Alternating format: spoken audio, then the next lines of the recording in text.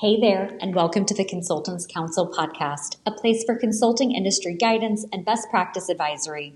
Whether you're working to grow in your consulting career, you're managing and developing a consulting firm, you're working with consultants, or you're just interested in business and high performance advice, we've got recommendations and education for you. I'm Kelsey Creveling, founder and CEO of Kelsey Consulting, a firm focused on building high-performing organizations, teams, and leaders through a variety of ventures, including the Consultants Counsel.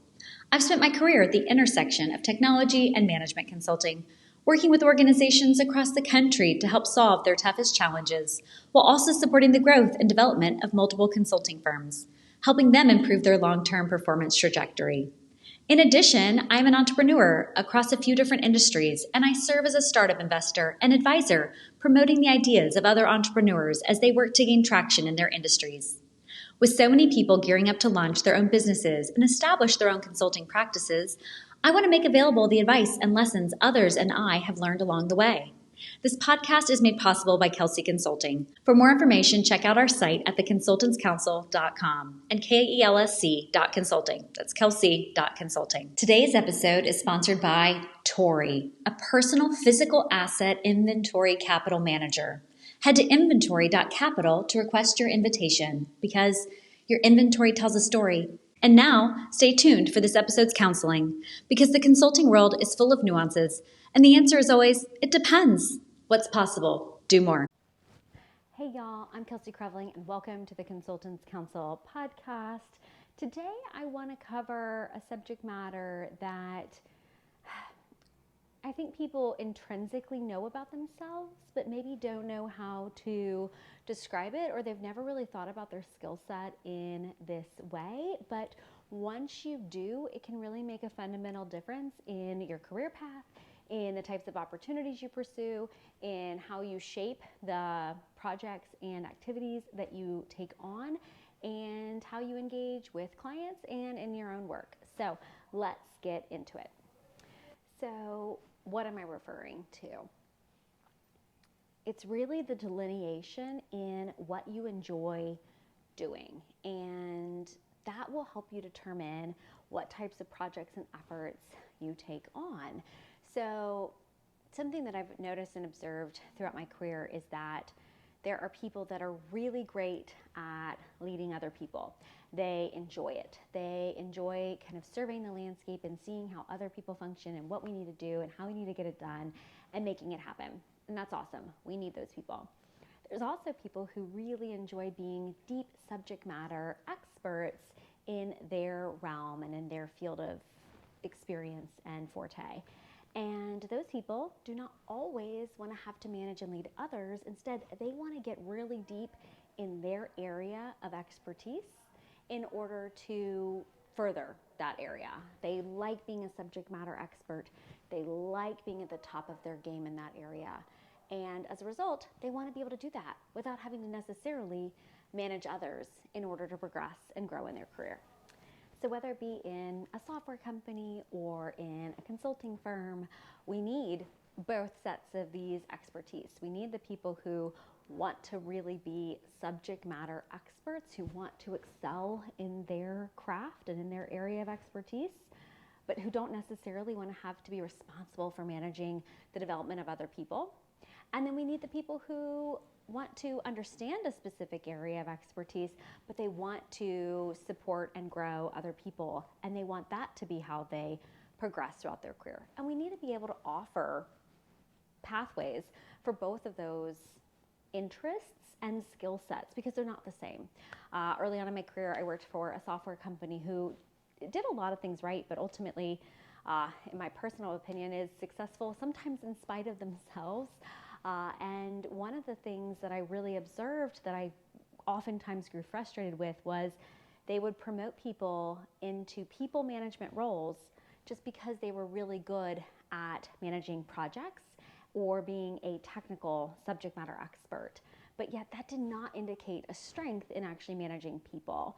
And so it's been really nice to see consulting firms that I've worked with through the years who have elected to create paths for people that allow them to specialize in those areas of expertise and not necessarily also have to be a people manager, and that they've offered and rewarded career paths in both directions. Because you will often see organizations on the flip side of that where they will not offer a career path that offers increasing levels of responsibility for those with technical expertise.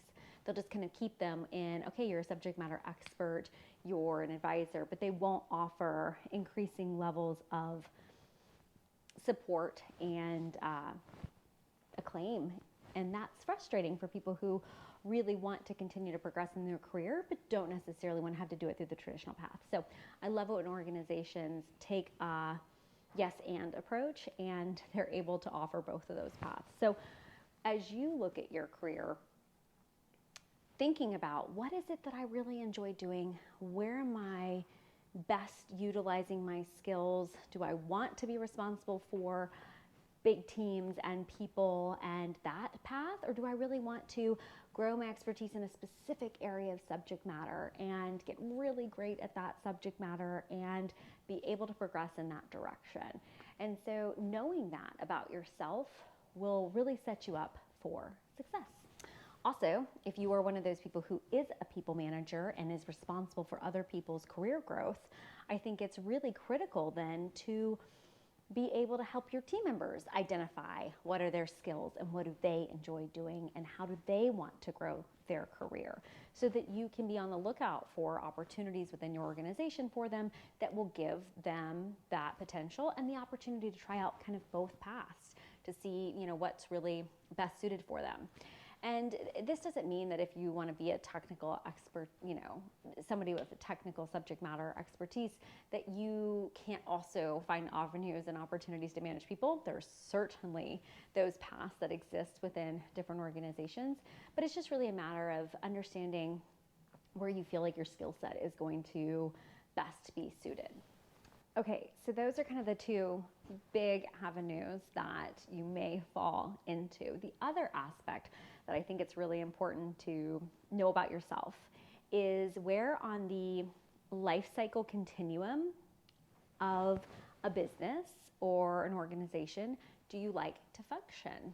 So there's lots of different things out there in terms of an organization's development life cycle and how people choose to delineate the different components of how an organization is growing through its trajectory. But it's important to take a moment to understand where you feel like your skill set is best suited.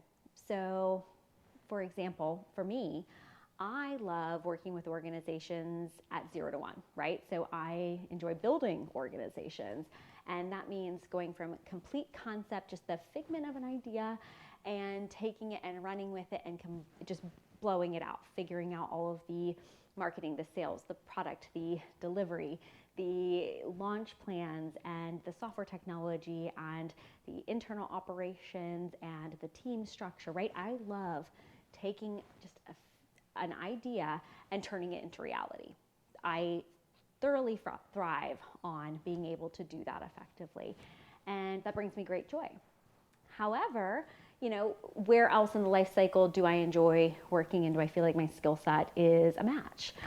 Because I love that 0 to 1, but 1 to 10, once we've already gone live, we've launched, things are going well, things are now stable, and you're kind of in a pattern of, okay, like slowly chugging along and starting to grow, but that's not as engaging and exciting from my perspective. Whereas other people will say, oh my gosh, I love operations. I love helping an organization be strong and confident in the tools that it's using and continue to optimize and refine from there, right? They like that realm. Whereas then I love coming into organizations and clients when we're going from 10 to 100 in kind of scale. We're saying, okay, you already have done things well. You've already established a market presence. You're not dominant yet, but you have good people, you have a good approach, you have a good process, you have good services or products, and now you're ready to take it to the next level. Now you're ready to see what's possible for your organization, and you're ready to enter a new market, launch a new service, stand up a new team, and you really need that 360-degree review of everything that you're doing, because to get to that next level, to get to that 100, stage, you need to optimize all of the things that you're doing. You can no longer kind of shoestring things together and, have only one person responsible for so much. You really have to start building into place the necessary structures that are going to get you to that next level. And I love doing that. I love working with organizations to say, okay, this is what you've done well. Now, how can we continue to refine and go from here? Then that next level, once you're at 100 to, 1,000, all right, you're back in kind of that operation steady state. You're trucking along, things are going well, you're continuing to fine tune here and there, but there's not necessarily quite as much, from my opinion, opportunity for transformation. It's really just a matter of keeping a head down and really working hard and keeping things operating and going. And then for me, I love looking at organizations. Okay, you're at that 1,000-point stage, you're at that grand scale, you've done well in the market, you have a market dominance, you have products and services and name recognition, and now you're looking at, okay, where do we go from here? Do we enter a new market? Maybe. Do we stand up a new team? Maybe. Do we pare things back and get a little bit more rigorous because maybe we bloated a little bit and we need to tighten things up and refine how we're operating? Maybe. And so I love going into organizations at that stage and say, okay, how do we take a look at everything that you're doing, all of your tools, all of your processes, all of your people, and pare it down, refine it, tweak it, adjust it, optimize it so that you're really working effectively. And sometimes that's looking at a whole organization, sometimes that's looking at a very specific team, depending upon the size of the organization, but that's where I love operating, right? And so again, this goes back to my personal skill set. I am an entrepreneur and a management consultant by background, and so I love working with organizations to create new things and to optimize their existing processes. Whereas I've never really enjoyed the steady state operations side of things. And that's probably also baked into my background in software technology. I worked as a system implementer, right? So I was implementing new technology in the face of major organizational change. And so you'd be working with an organization, you'd be standing up a new system, you'd be optimizing that system, and then you'd be moving on, right? You gave it back to the organization and said, okay, it's yours to run and utilize. Call us when you need us, when you have challenges, problems, or things you want to now optimize or new things that you want to implement. And so knowing that those are my skills means I know what not to go for. I know what clients not to work with. I know what not to take on. And also in my own ventures, I know what to hire for and when to get help and when to not try to do everything myself, because when I look at what my skills are, that's important, right? So for others, they love the stage of 1 to 10, right? Okay, I didn't have to come up with the whole concept of creation. I didn't have to go through the scary, risky stuff of creating something new from scratch. That seems just overwhelming, right? It does, it can be, it is. But I want to help build an idea. I love taking something and now optimizing it and improving upon it and iterating on it and getting it out there, right? There are people that love that thrive on that just can't wait to be able to do those things. So taking a look at, what do you enjoy doing? Do you like risk? Maybe. All right, if you do, then you might enjoy a startup lifestyle. You might enjoy either, maybe you like risk, but not too much risk. Okay, well then go work for a startup, but don't necessarily go create your own at first. But if you don't like risk and you like things that are stable and consistent and every day looks fairly similar to you, okay, great. Well then being in that more, you're at 100 going towards 1,000 stage of life cycle in an organization's development, that might be a good stage for you. It's a steady organization. Things are predictable. You know what to anticipate, and you understand how to operate and how to work effectively in that environment. Great. We need people that do that well, right? And so taking a look at what's your personal risk profile. What do you enjoy doing? How do you enjoy engaging with others? Do you like ambiguity, or do you like things that feel steady and very clear? If you do not like ambiguity, startup life is not where you necessarily want to be. And consulting may not be your favorite space either, because in the consulting space there's tons of ambiguity, and you're expected to come in and work with your clients and kind of listen to what their challenges are and immediately work to solution and create outcomes for them that are going to be successful. So just a little bit about, like I said at the beginning, a self-assessment and awareness that I think really is helpful for people as you're looking at your career, as you're looking at what you like doing and what you want to be doing more of, so that you say yes to the right things and pass on the things that really aren't for you. And also, it really then helps you work more effectively with other people too, because you can appreciate their skill sets more effectively as well. You can see them as, instead of expecting or wanting somebody to step up to the plate and take something on and maybe being frustrated as to why they're not, you can actually meet them with empathy and consideration and understanding by saying, okay, you know what, that's not their skill set. They don't want to maybe be in this environment or taking on that request. Instead, they want to be doing things that are more suited to their abilities. And so that's just something that I think has personally served me well throughout my career, and understanding where I see my skill set and where it fits into the life cycle of an organization and how it grows and develops, but also just into the jobs and roles and opportunities that there are out there in the professional world. So I'll leave you with one parting thought on kind of just the getting to know yourself spectrum and what you're good at. It is much easier to go and build other people's dreams. Absolutely, without a doubt. It is so much easier to hear that somebody else has something that they're working on and get excited about what it is and to go help them pursue it. You get to be a part of something exciting, you get to pursue something novel and new, and you don't necessarily have to take on the risk yourself as to what if it doesn't work out, right? I mean, there's always risk in jobs and roles and things being eliminated and et cetera, but you don't deal with the psychological pressure of it not working out and your dreams failing, right? That is heavy stuff. However, if there is an idea that you have, there is something that you feel called and compelled to pursue and to put into the world, you have a obligation and responsibility to go make it happen.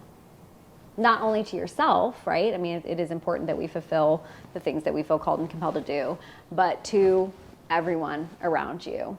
The world needs your creations, and if there is something that you are hearing kind of in the back of your head, just slight little whispers of, what if I did this? What if I created this? What if I built this? What if I designed this? What if I offered this type of service or help? You need to go follow that voice. You need to go listen to those ideas, because they will not leave you alone, first and foremost.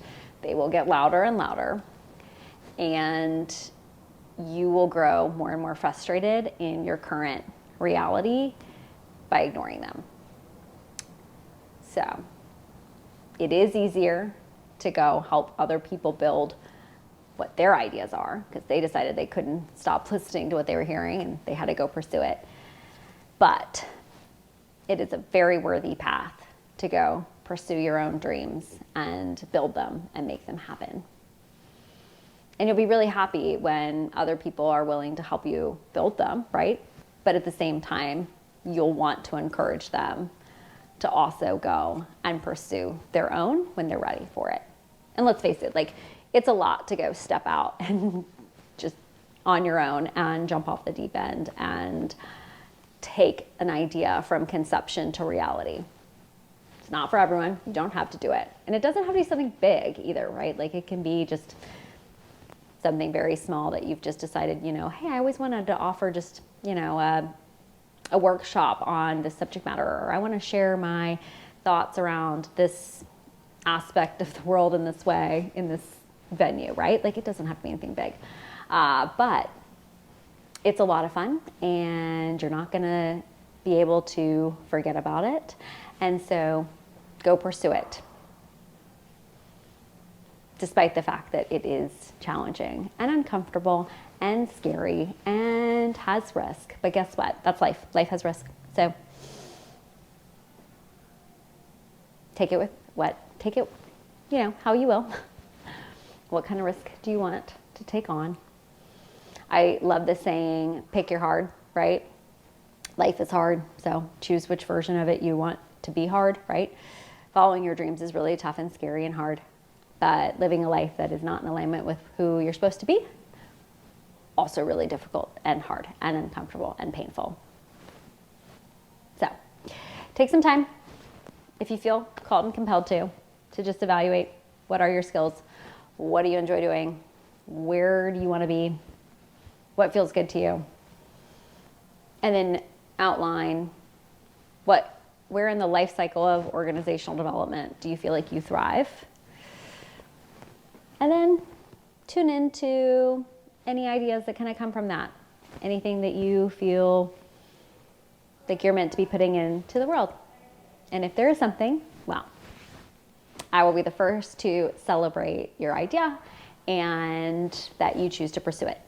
Actually, a great example of somebody I know who has chosen to pursue their dreams. I'm so excited for them. And it's a dear friend of mine for almost 20 years now, which is crazy.